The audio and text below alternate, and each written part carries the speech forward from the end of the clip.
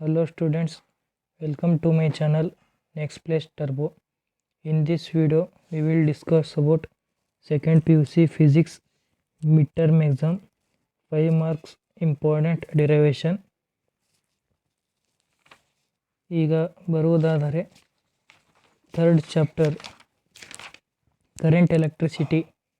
ಈ ಒಂದು ಚಾಪ್ಟರಿಂದ ನಿಮಗೆ 1 ಇಲ್ಲಾಂದರೆ 2 ಡೆರಿವೇಷನ್ ಬರುವುದು ಮತ್ತು ಇದು ಈಸಿ ರೀತಿಯಲ್ಲಿ ಹೇಗೆ ಸಾಲ್ವ್ ಮಾಡುವುದು ಎಂದು ಪಾರ್ಟ್ 2 ವಿಡಿಯೋ ಮಾಡುತ್ತೇನೆ. ಮತ್ತು ಈ 3 ಕ್ವಶನ್ಗಳಲ್ಲಿ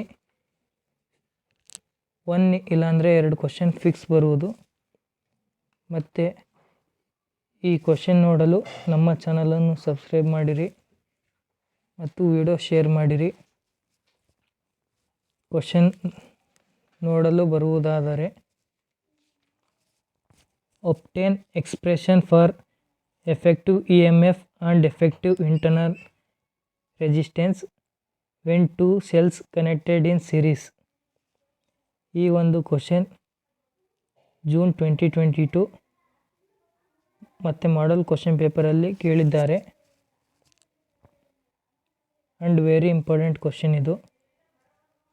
ಮತ್ತು ಸೆಕೆಂಡ್ ಕ್ವಶನ್ ನೋಡುವುದಾದರೆ, derive the expression for the effective EMF and effective internal resistance when two cells connected in parallel. ಇದು ಕೂಡ ಬಹುತೇಕ ಕ್ವಶನ್ ಪೇಪರ್ಗಳಲ್ಲಿ ಕೇಳಿದ್ದಾರೆ. ಮಾರ್ಚ್ 2018, 2019.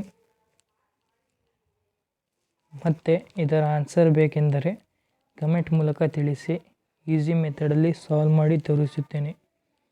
ನೆಕ್ಸ್ಟ್ ಥರ್ಡ್ ಕ್ವಶನ್ಗೆ ಬರುವುದಾದರೆ,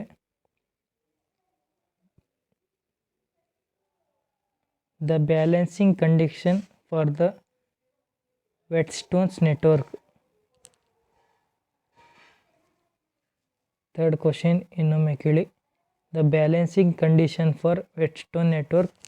ಇದು ಬಹಳ important question, most important question. ಮತ್ತು 2 ಮಾಡಲ್ ಕ್ವಶನ್ ಪೇಪರಲ್ಲಿ ಕೇಳಿದ್ದಾರೆ. ಮಾರ್ಚ್ 2016, 17, ಜೂನ್ 2016, 2019 ಮತ್ತು ಕಳೆದ ವರ್ಷ ಅಂದರೆ 2022 ಅಲ್ಲಿ ಈ ಕ್ವಶನನ್ನು ಕೇಳಿದ್ದಾರೆ. ಮತ್ತು ಈ ಕ್ವಶನ್ಗಳ ಆನ್ಸರ್ ನಿಮ್ಮ ಕಾಲೇಜ್ಗಳಲ್ಲಿ ನೋಟ್ಸನ್ನು ಬರೆಸುತ್ತಾರೆ, ಅದನ್ನು ಚೆಕ್ ಮಾಡಿರಿ.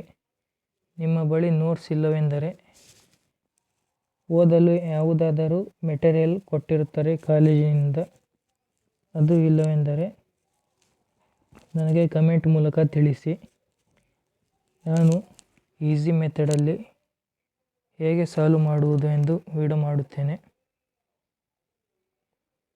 ಮತ್ತು ಈ 3 ಕ್ವಶನ್ ಓದಿದರೆ ಫಿಕ್ಸ್ 10 ಮಾರ್ಕ್ಸ್ ಬರುತ್ತದೆ ನಿಮ್ಮ ಮಿಡ್ ಟರ್ಮ್ ಎಕ್ಸಾಮಿಗೆ.